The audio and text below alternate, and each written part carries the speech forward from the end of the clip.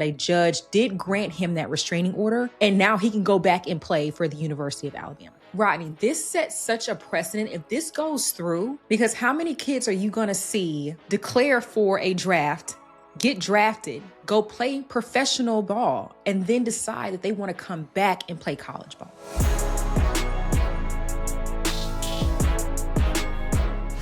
Okay, Rodney, I don't think that I've seen anything like this, but former Alabama center Charles Bediako has sued the NCAA in order to grant him this restraining order so that he can go back to Alabama and play. So a little backstory really quick. He played for the University of Alabama when they were really, really good a couple of seasons ago. He's 23 years old. I think the last year that he played was in 2023. He declared for the NBA draft. He did not get drafted, but he did sign a two-way contract. He played for several G League teams, and now he's saying that he wants to return back to Alabama and play. And the latest development that literally just broke 30 minutes ago is that a judge did grant him that restraining order, and now he can go back and play for the University of Alabama. Rodney, this sets such a precedent if this goes through, because how many kids are you going to see declare for a draft, get drafted, go play professional ball, and then decide that they want to come back and play college ball? Yeah.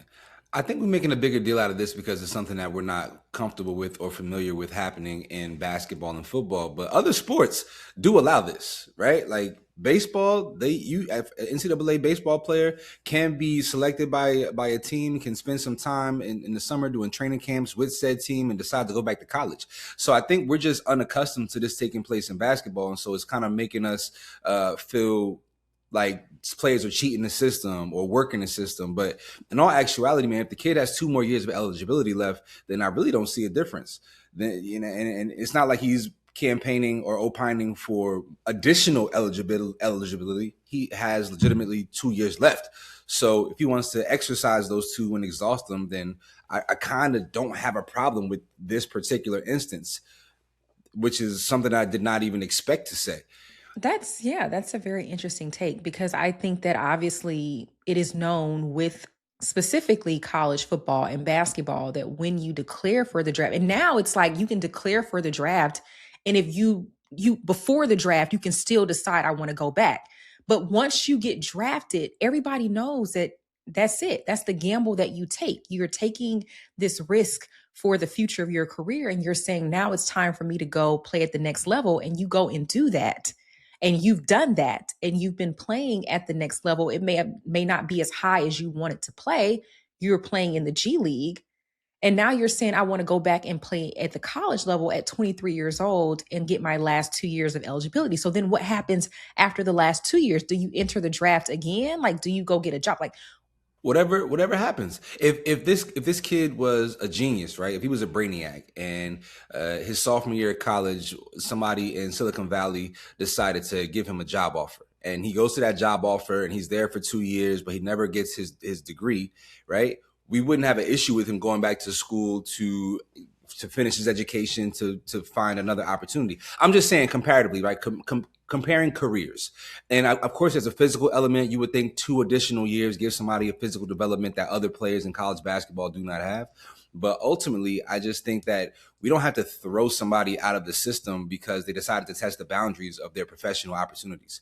You know, like there's something there. I don't know, like I truly don't know which side I fall on. So I'm kind of just playing devil's advocate, but there is something there to be said about somebody not exhausting all of the years of their eligibility and then going back to reclaim them, you know, should their professional career not pan out the way in which they wanted to. You know, I don't know whether or not this young man had NIL opportunities when he was in college. And so the opportunity to be a big story, of course, brings eyeballs, which in turn can generate revenue and income for not just him, but also the university. And the last time he played, they were the 1 seed in the NCAA tournament. So there's some credence to a kid wanting to go back. It makes sense. It makes sense, bro. I don't know how I feel about it, but it does make sense. Let me just introduce this real quick. So we all know a couple of weeks ago, James Najee was the number 31 overall draft pick in the NBA. I think like 2 seasons ago, he was in the G League floating around, and he's back in college at Baylor University, right? He's playing for the Baylor Bears this season.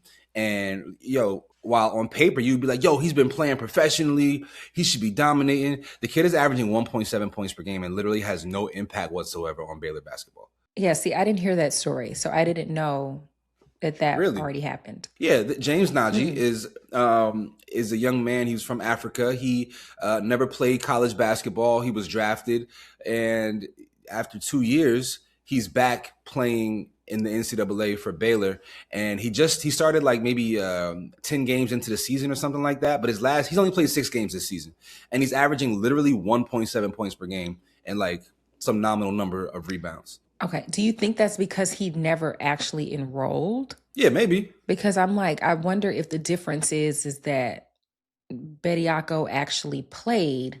But if you were to say that, right, the baseline of that argument is that that young man was never enrolled, so he has 4 years of eligibility. He should be allowed to claim them. And for Bediako, yeah, I was enrolled, but I still, by letter of law, have 2 years of eligibility left. Mm-hmm. I want them. I want to exercise them, right? It's J.R. Smith didn't play collegiate basketball, but he went back and played collegiate golf after being a professional for 15 years. There's something there. I don't know. I feel like with the guy that you were saying at Baylor, I think that maybe, I don't know. I'm trying to think of like what the loophole could have been. I don't know if it's maybe because he's an international, like, not a student yet, but he came from Africa, then went straight to the NBA. So he never got the college experience at all. I don't know if that is the reason why the NCAA allowed him to go back. Well, I don't want to lead us astray. Also, I know he's Nigerian from Nigeria, but I don't know if he played like high school basketball here in the States or something like that. I want to go on record. Yeah. Okay. Yeah. I mean, I just don't. And obviously I know that the NCAA has a lot of issues, right? Like they have a lot of things that they need to correct, like the format of how they've been doing things across all sports. They just need a whole revamp. However, the rules are the rules. Like, and it's just weird to me. Yeah. I mean, I just think that it's weird to me that now he wants to come back after his professional career that he wanted to have did not pan out.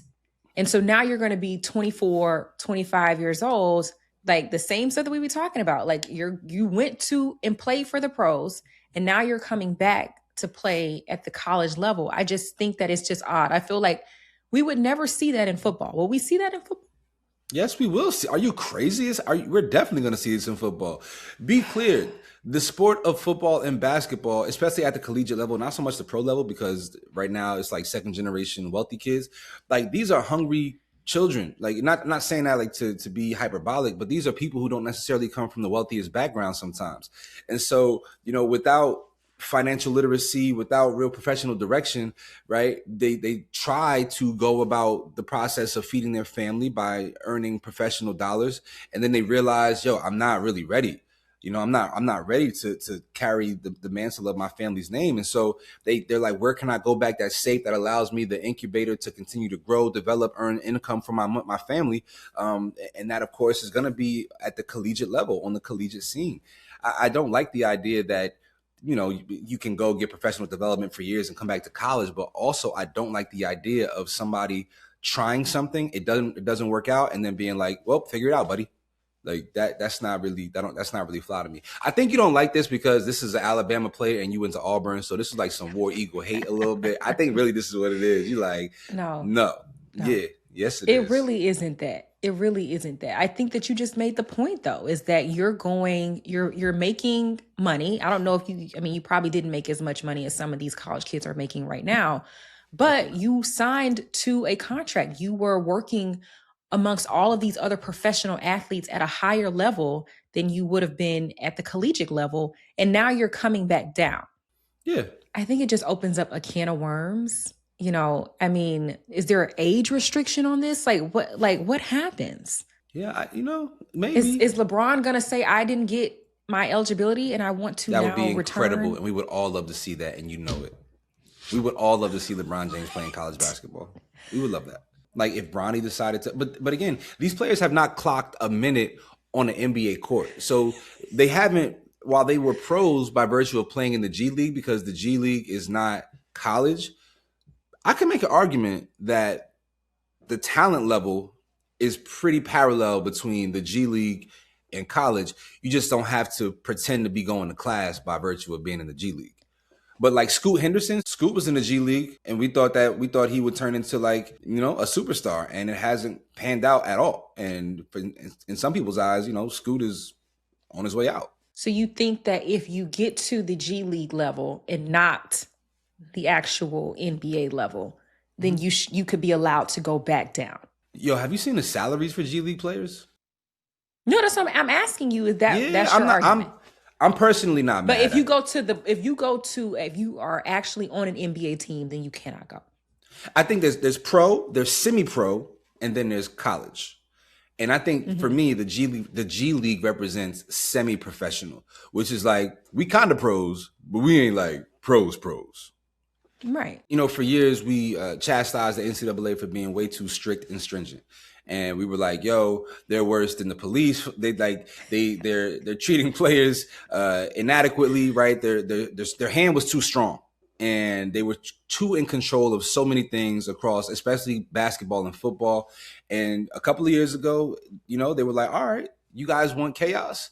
Let me show you guys what it's like when we don't have the strong hand of the law, manipulating all things in the sport. And now we're seeing the ramifications and implications. People ask for this, and I'm all for a free market. If we want to have a free market in America, let's make free market even in sports. So if these young men have the ability to make money while being in a safer environment like college, then God bless them. You know, you're not going to hear no argument out of me. Get your coins. I wish everybody well. I wish North Carolina would be better. And that's all I got to say. So with that said, you all let us know your thoughts about all of these players leaving college sports, playing professional or semi-pro ball, and then going back to college. Do you think this is a violation? Do you think it should be allowed? Please let us know your thoughts in the comments. Yes, and please also click that link in our description box. We still have our newsletter giving you all the latest happenings in sports right now. Go do that. Thank you.